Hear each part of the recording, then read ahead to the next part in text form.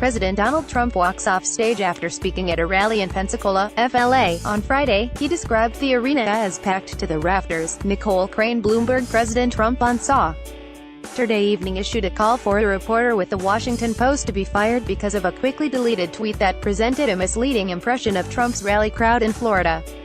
The Post reporter, David Weigel, had earlier tweeted a photo of the crowd gathered at Pensacola Bay Center for Trump's speech there Friday evening, showing numerous empty seats.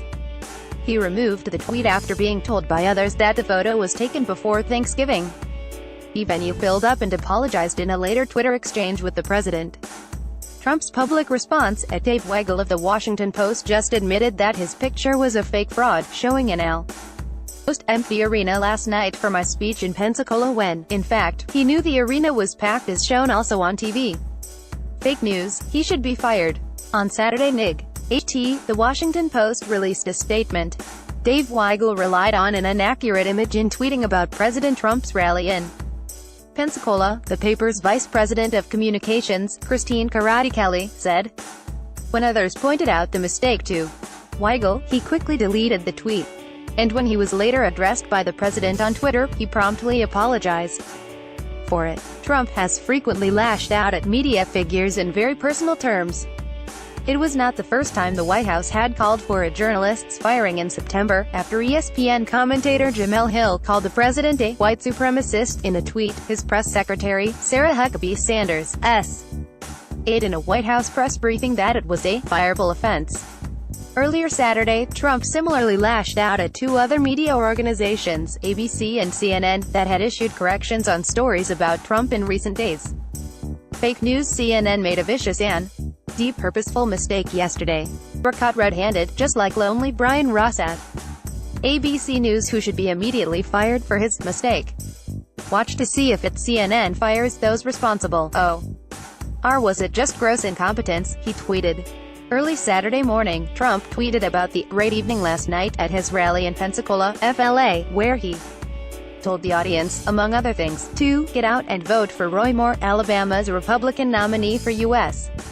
Senate, who has been accused of sexual misconduct with teenage girls. Arena was packed to the rafters. The crowd was loud, loving and really smart, Trump wrote. A short time later, Weigel quoted Trump's tweet and wrote, packed to the rafters, taking a photo that showed hundreds of available seats in the lower and upper levels. He deleted it about 20 minutes later. Around 5 p.m., Trump addressed Weigel's tweet with his own. At Dave Weigel at Washington Post put out a phony photo of an empty arena hours before I arrived at the venue. Thousands of people outside, on their way in.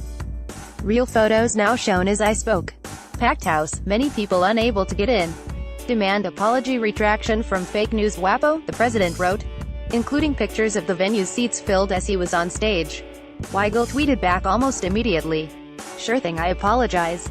I deleted the photo after it. Matosco told me I'd gotten it wrong. Weigel wrote, referring to David Martosco, U.S. political editor of the Daily Mail's website, was confused by the image of you walking in the bottom right corner.